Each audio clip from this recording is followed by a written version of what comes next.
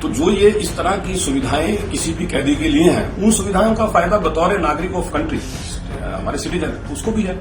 इससे सरकार का कोई सीधा संबंध नहीं। अब ये अगर कोई कोइंसिडेंस हो जाए कि उसी वक्त कोई चुनाव हो हरियाणा में, तो इसका मतलब ये नहीं है कि वो पैरोल इस वजह से मिला कि वहां पर हरियाणा में बाई इलेक्शन है। गुरमीत राम रहीम ने जब प्रवचन किया तो आप भारतीय जनता पार्टी के कई नेता नतमस्तक हो गए। उसमें आपके डिप्टी स्पीकर हैं, एक जिला के अध्यक्ष हैं और मेयर हैं। क्योंकि राजनीतिक दल का और आध्यात्मिक आस्था का अपना कोई आपस में संबंध नहीं है, वो व्यक्तिगत विषय है उनका। आत्रेय जी, गुरमीत राम रहीम के साथ सरकार का ऐसा क्या लगाव है कि एक साल में 3 पैरोल दे दिए, और पैरोल भी उनको तब दिए जाते हैं जब हरियाणा में कोई ना कोई इलेक्शन होता है। अब 40 दिन का पैरोल मिला है, तो पंचायत के इलेक्शन है और आगंतपुर का बाई इलेक्शन है। नहीं, देखिए ऐसा है, पैरोल तो कानूनी रूप से किसी भी व्यक्ति का अधिकार है। उसके अंदर सरकार का कोई मत या सरकार का क्या लेना देना। जब हमारे कानून में, हमारे संविधान ने किसी व्यक्ति को यह अधिकार दे रखा है कि उसको साल में इतना पैरोल मिल सकता है, पैरोल की संख्या फिक्स है, तो जो ये इस तरह की सुविधाएं किसी भी कैदी के लिए हैं, उन सुविधाओं का फायदा बतौर नागरिक ऑफ कंट्री हमारे सिटीजन उसको भी है। तो इससे सरकार का कोई सीधा संबंध नहीं।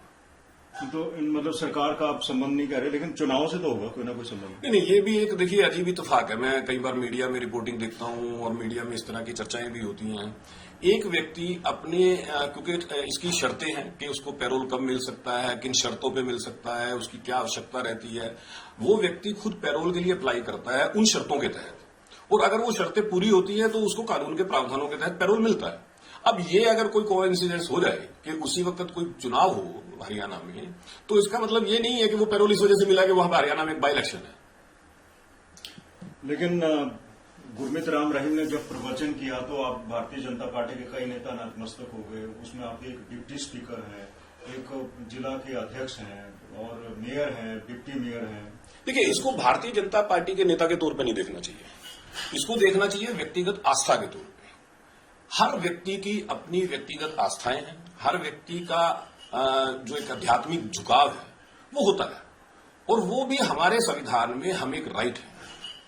इसके ऊपर किसी तरह की कोई बंदिश नहीं है, और मुझे लगता है कि इसके ऊपर किसी तरह कोई सवाल भी नहीं होना चाहिए। जहां तक डेरे के प्रति आस्था का सवाल है, जो सवाल आपने पूछा, ऐसे बहुत से लोग भारतीय जनता पार्टी में भी हो सकते हैं, कांग्रेस में भी हो सकते हैं, दूसरी राजनीतिक दलों में भी हो सकते हैं, जिनकी डेरे के अंदर आस्था है।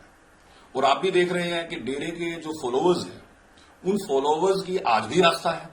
तो मुझे नहीं लगता कि आध्यात्मिक आस्था पे हम किसी व्यक्ति के ऊपर इसलिए सवाल खड़ा करें कि वो हमारी पार्टी का सदस्य है, लेकिन उसकी आस्था जो है, आध्यात्मिक आस्था किसी डेरे में है। क्योंकि राजनीतिक दल का और आध्यात्मिक आस्था का अपना कोई आपस में संबंध नहीं है, वो व्यक्तिगत विषय है उनका।